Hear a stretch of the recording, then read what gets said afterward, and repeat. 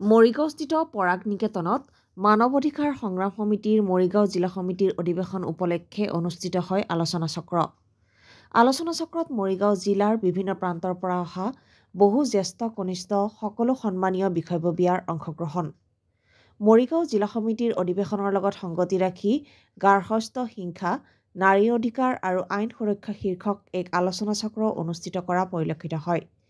মানৱ অধিকাৰ সংগ্ৰাম সমিতিৰ কেন্দ্ৰীয় প্ৰতিনিধি বুবুমণি গোস্বামীয়ে সভাপতিত্ব কৰাৰ লগতে উক্ত গাম্ভীৰ্যপূৰ্ণ সভাখনিৰ শেষত মৰিগাঁও জিলা 13জনীয়া এখন পূৰ্ণাংগ সমিতি গঠন কৰা হয়। সভাৰ সৰ্বসন্মতিক্ৰমে সুৰেন নাথক অধ্যক্ষ আৰু কুলিন বৰাক সচিব হিচাপে দায়িত্ব অৰ্পণ কৰে।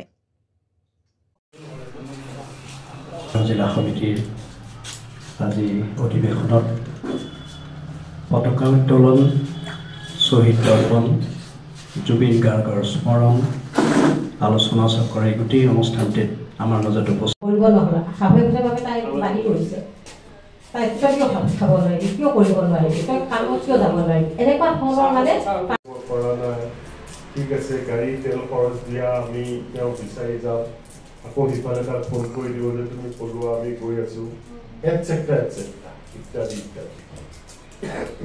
এই যিখন ডমেষ্টিক ভাইলেন্স এক্ট, যিবোৰ অত্যাচাৰ হয় তেওঁলোকৰ কাৰণে খুব সীমিত সংখ্যক পেনেল প্ৰভিজন আছে, খুব সীমিত সংখ্যক। আপোনালোকে জানে তেতিয়া কয় 498 লেখিকা আৰু সংগঠক আজিৰ আলোচক সন্দু মোৰ কাষতে আসন গ্ৰহণ কৰা মৰিগাঁও জিলা সাহিত্য সভাৰ সন্মানীয় প্ৰাক্তন সভাপতি বিশিষ্ট লেখক শিক্ষাবিদ সংগতি ৰাখি আজি গাৰ্হস্থ্য হিংসা, নাৰী অধিকাৰ আৰু আইনৰ সুৰক্ষা শীৰ্ষক আলোচনা চক্ৰ আহ্বান কৰা হৈছিলে, আয়োজন কৰা হৈছিলে আৰু জনাকীৰ্ণ সভাত এই সম্পৰ্কীয় আলোচনা অনুষ্ঠিত হৈ যায়।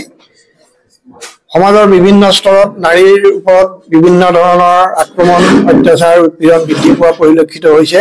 কিন্তু সৰ্বসাধাৰণ মহিলা সমাজে নাৰীৰ সুৰক্ষাৰ ক্ষেত্ৰত আইনৰ যিবিলাক প্ৰতিবিধান আছে সেই সম্পৰ্কে নাজানাৰ বাবে তেওঁলোকে নীৰৱে অত্যাচাৰ সহ্য কৰিব লগা হয়। গতিকে মহিলাসকলৰ মাজত যাতে গাৰ্হস্থ্য হিংসাৰ বিপৰীতে থকা আইনৰ সুবিধাসমূহৰ সম্পৰ্কত এটা জ্ঞানৰ প্ৰসাৰ হয়, সেই সম্পৰ্কে আলোচনা কৰিবলৈ আলোচনা চক্ৰখনৰ আহ্বান কৰা হৈছিল। তাৰ লগতে আজি মৰিগাঁও জিলা সমিতিয়ে তেওঁলোকৰ অধিৱেশন অনুষ্ঠিত কৰিছে আৰু আজিৰ অধিৱেশনত সুৰেন নাথক সভাপতি হিচাপে অধ্যক্ষ হিচাপে লৈ আৰু কুলিন বৰা তেখেত নাট্যকৰ্মী, তেখেতক সম্পাদক হিচাপে লৈ এখন 13জনীয়া আমি সমিতি গঠন কৰিছো আৰু অহা দিনবিলাকত নিশ্চয় মানৱ অধিকাৰ উলংঘনৰ বিৰুদ্ধে ঘটা বিভিন্ন ঘটনা আমি প্ৰতিবাদ কৰিম আৰু মানুহক মানৱ অধিকাৰৰ বিষয়ত সচেতন কৰিবলৈ চেষ্টা কৰিম। মানৱ অধিকাৰ মানে মানুহৰ অধিকাৰ, গতিকে প্ৰতিজন মানুহৰ লগত মানৱ অধিকাৰ সম্পৰ্কিত আৰু আমাৰ সংগঠনটো আমি এটা সময়ত গোটেই তৃণমূল পৰ্যায়ৰ পৰা গাঁৱৰ বিভিন্ন স্তৰত সংগঠিত হৈছিল। মানুহ বিশেষকৈ সেনা সন্ত্ৰাস আৰু সামৰিক বাহিনীৰ অত্যাচাৰৰ বিৰুদ্ধে মানুহক গণপ্ৰতিৰোধ সংগ্ৰামৰ বাবে আমি একত্ৰিত কৰিছিলো। কিন্তু সময় পৰিস্থিতি সলনি হোৱাৰ লগে লগে ৰাষ্ট্ৰ সন্ত্ৰাসৰ তীব্ৰতা কমিছে, সেই সংগঠন কিছু স্তীমিত হৈছে।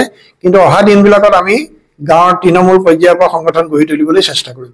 মানৱ অধিকাৰ সংগ্ৰাম সমিতি মৰিগাঁও জিলা সমিতিৰ অধিৱেশন আমি অনুষ্ঠিত কৰোঁ আৰু এই অধিৱেশনত আমাৰ সকলো কৰ্মীয়ে সহায় সহযোগিতাত আমাৰ প্ৰাক্তন কৰ্মী তথা আমাৰ ৰাজ্যিক কাৰ্যনিৰ্বাহক সুৰেন নাথক আমি আজি এই সভাই সৰ্বসন্মতিক্ৰমে আমি অধ্যক্ষ হিচাপে নিৰ্বাচিত কৰোঁ আৰু ইয়াৰ লগতে আমাৰ নাট্যকৰ্মী মৰিগাঁৱৰ বিশিষ্ট নাট্যকৰ্মী কুলিন বৰাক আজি সভাই সচিব হিচাপে নিযুক্তি প্ৰদান কৰা হয় আৰু লগতে আমি বহুকেইটা বিষয়ে আজি সভাই নিৰ্বাচিত কৰিছোঁ। গতিকে আজি এই শক্তিশালী সমিতিখনৰ জৰিয়তে মৰিগাঁৱত আমি নতুন গতিয়ে যাতে আমি মানৱ অধিকাৰ সংগ্ৰামখন যাতে আগবঢ়াই নিব পাৰোঁ, আমি মানুহৰ অধিকাৰ হকে যাতে মাত মাতিব পাৰোঁ।